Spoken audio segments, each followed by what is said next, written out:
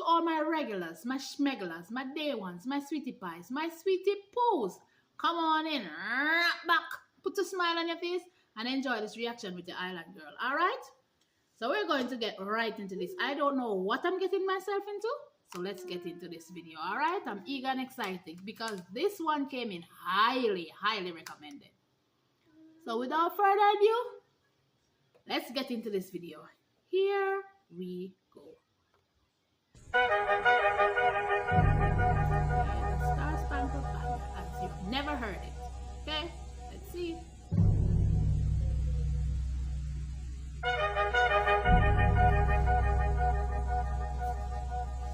There was a lawyer once. His name was Francis Scott Key. He penned a song that I'm sure you're aware of. You've seen it. It's in most hymnals throughout our churches. It's called the National Anthem. It is our song as an American.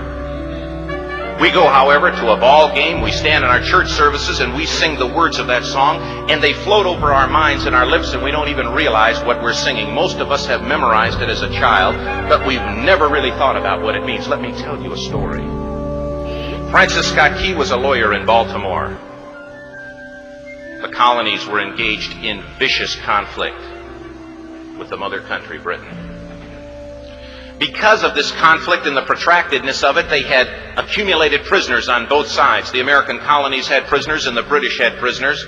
And the American government initiated a move. They went to the British and they said, let us negotiate for the release of these prisoners. They said, we want to send a man out to discuss this with you. They were holding the American prisoners in boats about 1,000 yards offshore. And they said, we want to send a man by the name of Francis Scott Key. He will come out and negotiate to see if we can make a mutual exchange. On the appointed day, in a rowboat, he went out to this boat and he negotiated with the British officials. And they reached a conclusion that men could be exchanged on a one-for-one basis. Francis Scott Key, jubilant with the fact that he'd been successful, went down below in the boats, and what he found was a cargo hold full of humanity, men. And he said, men, I've got news for you tonight. You're free. He said, tonight I have negotiated successfully your return to the colonies. He said, you'll be taken out of this boat, out of this filth, out of your chains.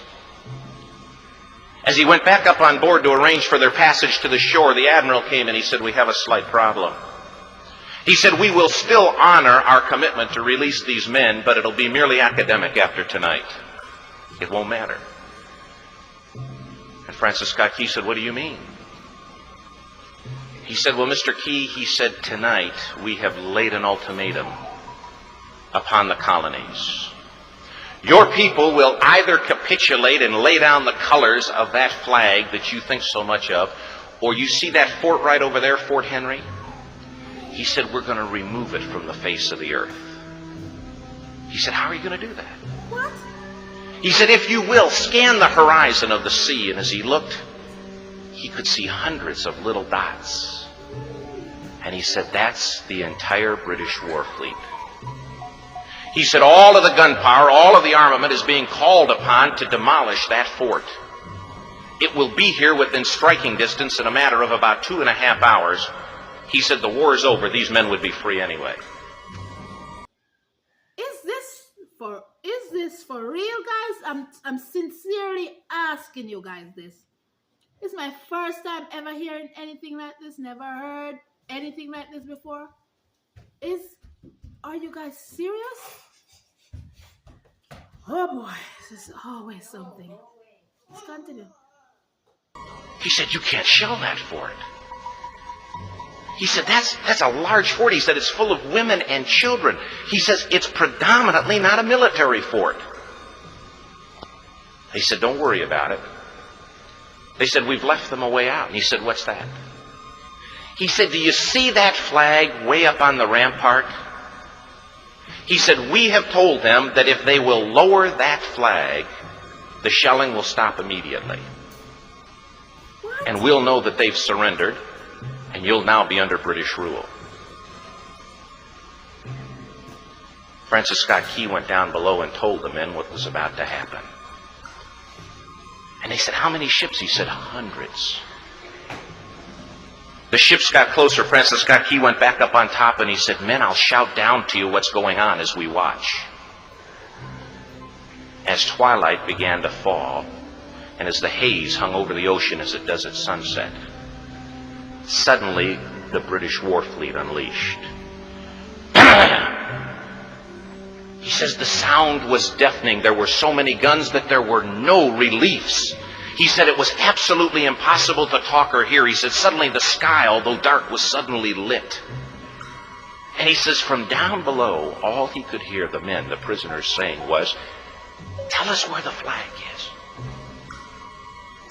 What have they done with the flag? Is the flag still flying over the rampart? Tell us." 1 hour, 2 hours, 3 hours into the shelling,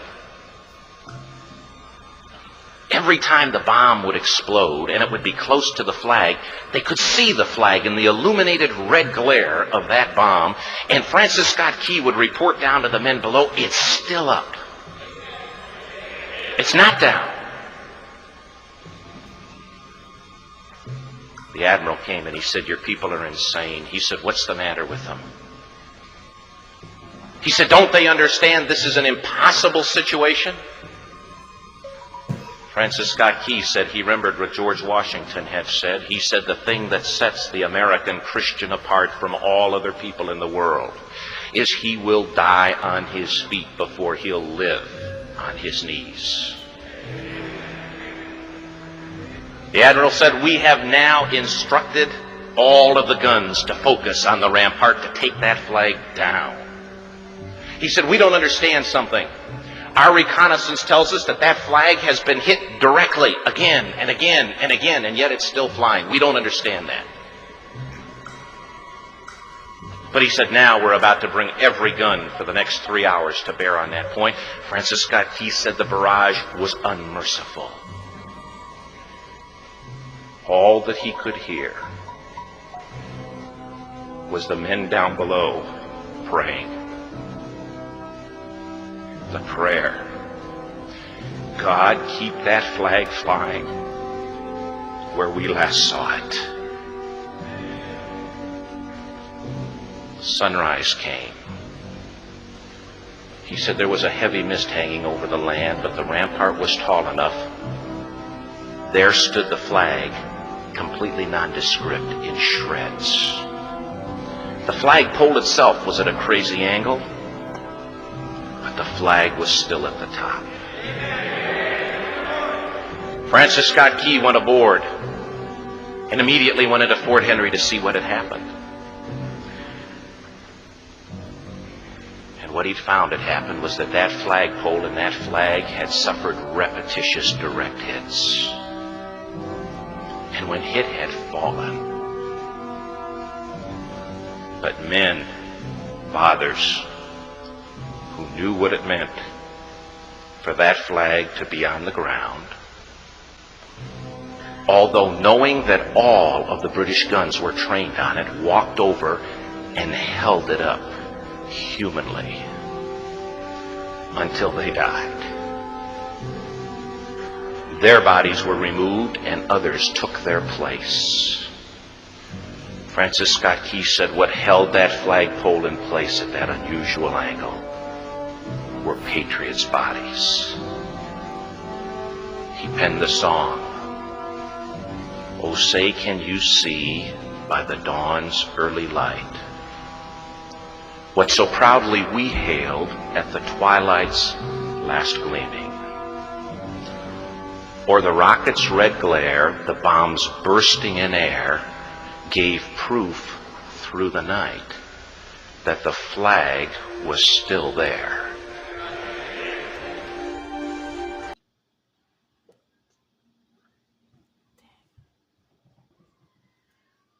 Wow. I honestly didn't see this coming.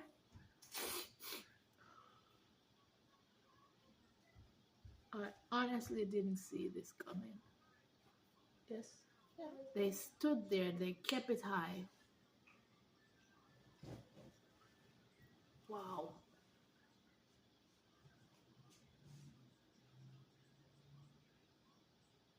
Wow. Oh, say, does that Star-Spangled Banner yet fly? and wave, o'er the land of the free and the home of the brave. The debt was demanded, the price it was paid. Oh, say, can you see by the dawn's early light what so proudly we hailed at the twilight's last gleaming, whose broad stripes and bright stars through the perilous fight o'er the ramparts we watched were so gallantly streaming, and the rockets spread clear, the bombs bursting in air gave proof through the night that our flag was still there. Oh, say, does that Star-Spangled Banner yet wave o'er the land of the free and the home of the brave? Oh, say, does that Star-Spangled Banner yet wave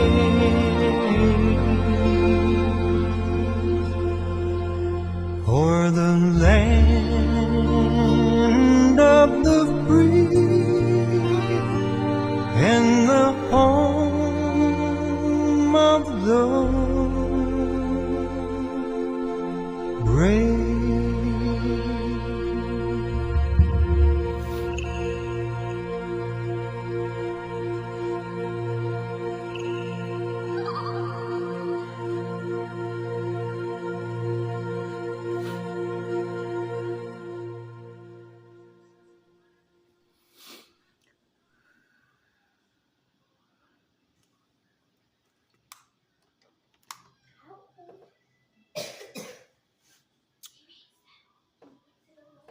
Gonna let this one speak, reaction speak for itself. Wow. Wow. That's I'll catch you guys in another video. Love you guys. Bye.